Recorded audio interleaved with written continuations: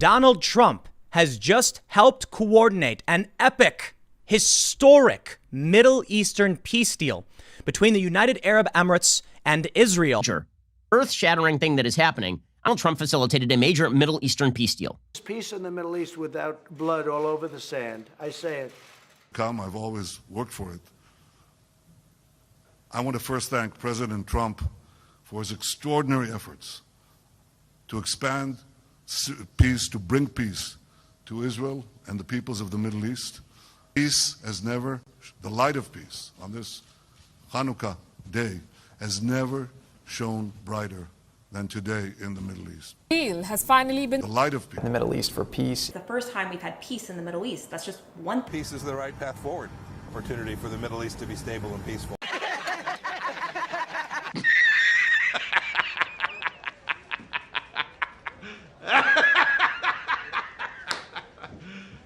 You serious?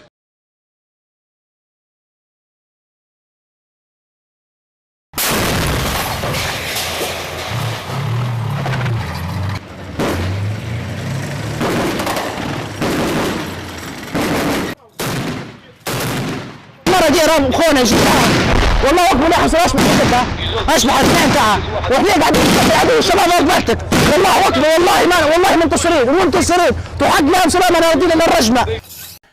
Now, at least 27 people have been killed in an attack on the airport that serves the Yemeni city of Aden, according to local media. They quoted the Yemeni government spokesman, who also said that many more people had been injured. The explosions happened soon after a plane carrying the country's new government touched down.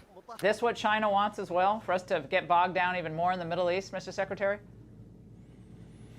Well, you've got to protect your force. You've got to establish deterrence. We did this a couple times. It was effective. I don't know what they struck or what targets they went after.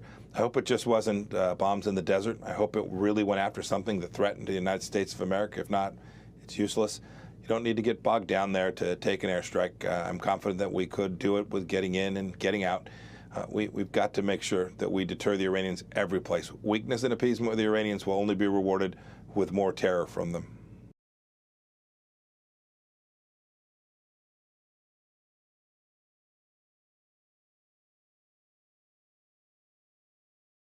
The First World War is often interpreted as fought between two major alliances, the Triple Entente between France, Britain and Russia, and the Dual Alliance linking Germany and Austria-Hungary. But this oversimplifies the alliances, treaties and agreements that developed throughout the late 19th and early 20th centuries and drew the great powers, along with numerous other countries, into war. Between 1887 and 1914, Europe was transformed from a system in which well-balanced forces maintained a delicate equilibrium to one polarized by two hostile alliance networks. In 1887, it was inconceivable that a crisis in Austro-Serbian relations could have led to a continental war, but by 1914, that was exactly what happened.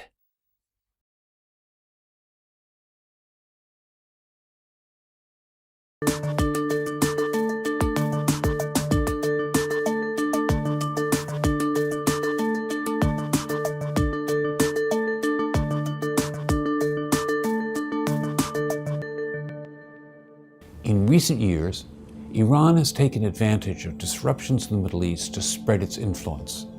The 2003 invasion of Iraq, the instability resulting from the Arab Spring, the rise of Sunni extremist movements like ISIS, all enabled Iran to advance its military and political goals. They are forming a land bridge that connects Iran through Iraq to Syria, Lebanon, to the Israeli border at Golan. This is what's called the Shia crisis.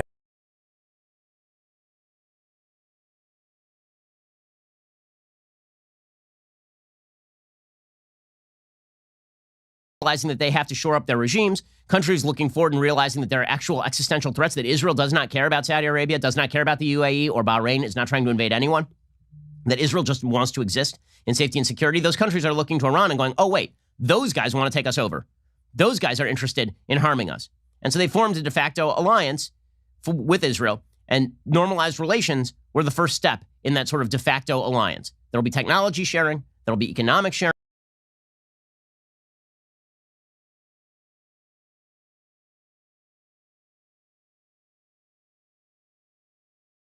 Saudi Arabia has the third best equipped army in the entire world. Plus, they have the support of American drones and the armies of neighboring countries. They have more than 180 state-of-the-art combat jets and 300,000 soldiers armed with the best weapons. On the other side, they have less than half that number of soldiers, and the weapons they are armed with are far from modern. Now, so this seems like a pretty unequal fight, right? Well, in that case, it might surprise you to learn that Saudi Arabia is losing this war. Saudi Arabia says prepared for ceasefire in Yemen if Houthis agree.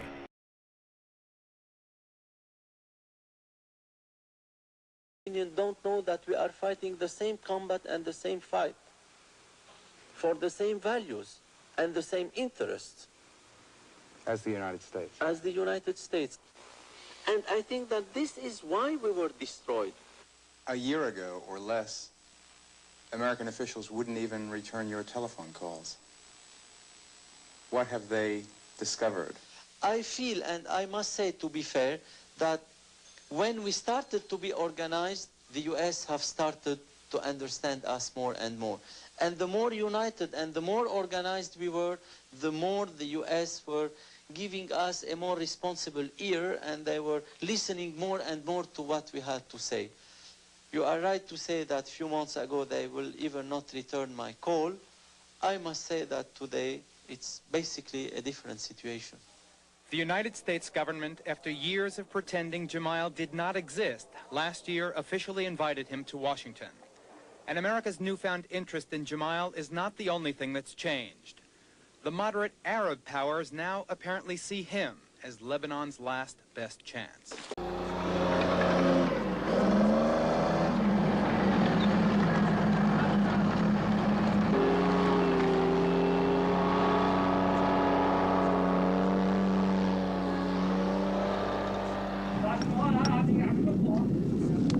And the Lebanese people was in bad situation, in lamentable situation, wanting to get rid of the occupying forces, but was not able to do it alone. And I used always to say that Lebanon needs a miracle to be saved, and this miracle happened now. And thank you very much.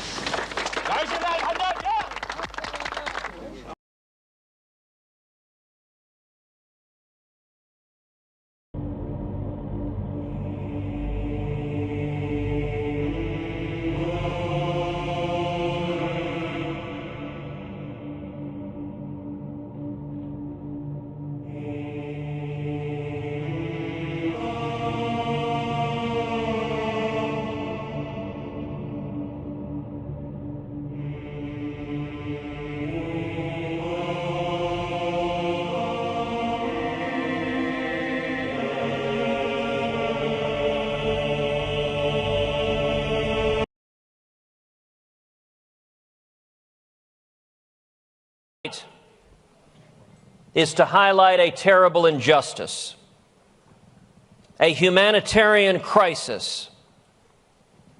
Christians are being systematically exterminated. In 1948, Jews throughout the Middle East faced murder and extermination and fled to the nation of Israel. And today, Christians have no greater ally than the Jewish state.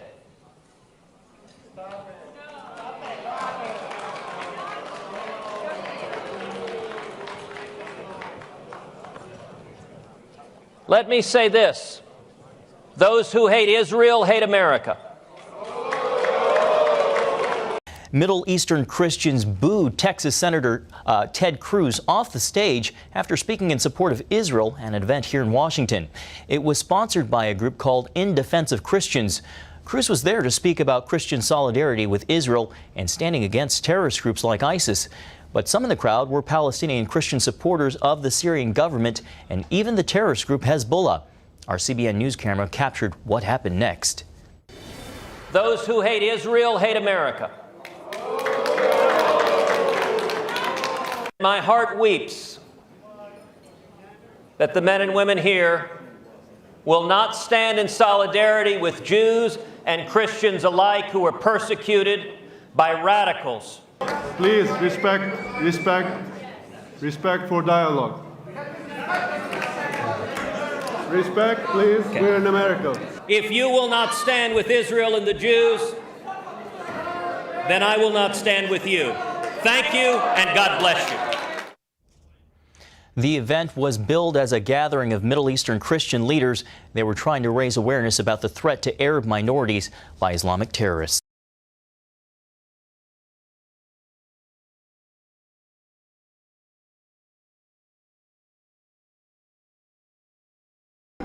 Mr. Fertile.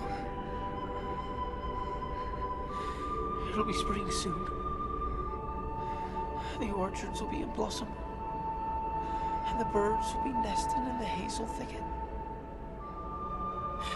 and they'll be sowing the summer barley in the lower fields,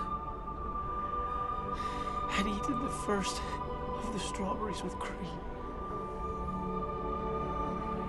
Do you remember the taste of strawberries? No, Sam. I can't recall the taste of food.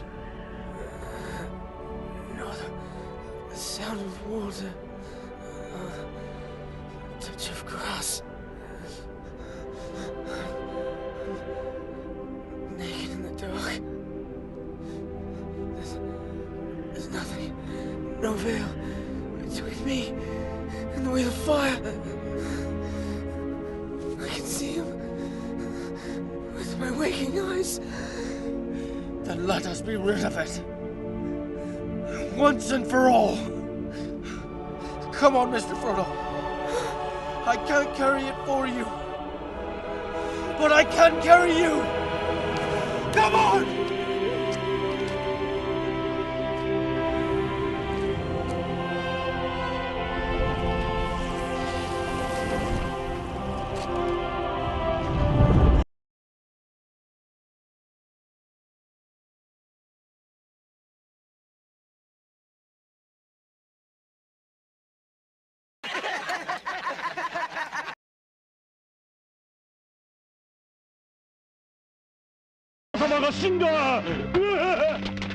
俺たちは使える人間を間違えた。